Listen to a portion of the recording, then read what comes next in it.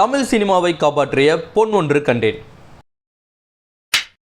So எல்லாருக்கும் வணக்கம், நான் ஆர்ஜே யோகி. ஸோ ரொம்ப நாளாக தமிழ் சினிமாவுக்கு என்னதான் ஆச்சு, ஒரு நல்ல படம் பார்த்து ரொம்ப நாள் ஆச்சு அப்படின்னு சொல்லிட்டு தமிழ் ஃபேன்ஸ்லாம் வந்து பார்த்தீங்கன்னா பயங்கரமாக ஃபீல் பண்ணிருந்தாங்க. அதுக்கு மிக முக்கியமான காரணம் அப்படின்னு பார்க்கும்பொழுது நிறைய மலையாளம் படங்கள் வந்து பார்த்தீங்கன்னா பயங்கரமாக ஹிட் ஆகிட்டு இருந்துச்சு. மஞ்சுமல் பாய்ஸ், பிரேமலோ, கோட் லைஃப், இப்போ ரீசெண்டாக ஆவேசம் அப்படின்னு சொல்லிட்டு எல்லாமே வந்து பார்த்தீங்கன்னா சூப்பர் டூப்பர் ஹிட்.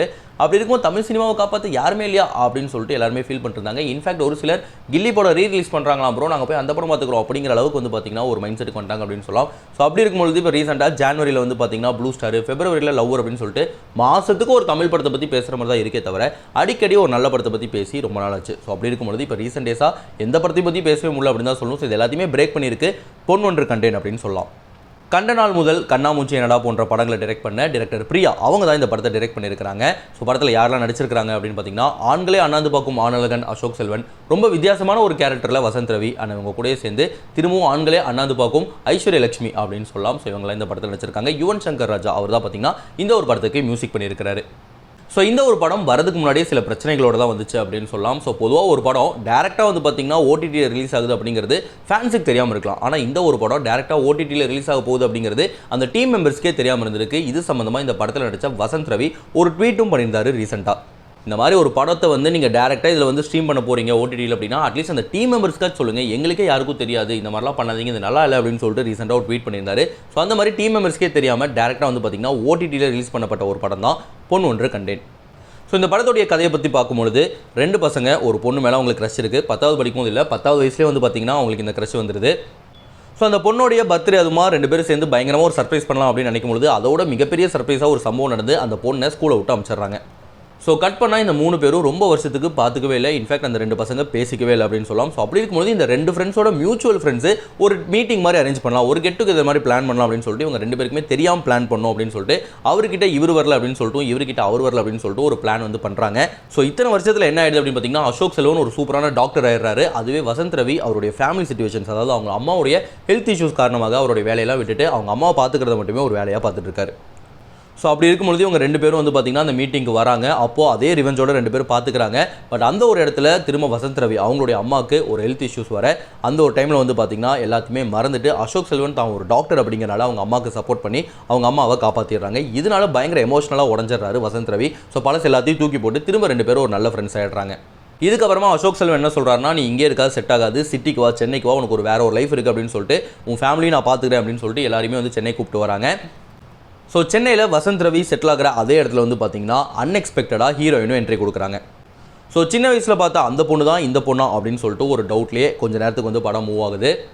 ஸோ சின்ன வயசில் சுந்தரி அப்படிங்கிற அந்த பொண்ணு மேலே தான் இந்த 2 ஹீரோஸ்க்குமே வந்து பார்த்திங்கன்னா க்ரஷ் இருக்குது. ஸோ அந்த சுந்தரி தான் இந்த சுந்தரியா அப்படின்னு சொல்லிட்டு ஒரு டவுட்லேயே வந்து பார்த்திங்கன்னா படம் நகர ஃபன்னு, எக்ஸைட்மெண்ட்டு, லவ் அப்படின்னு சொல்லிட்டு எக்கச்சக்கமான விஷயங்கள் இந்த படத்தில் இருக்குது.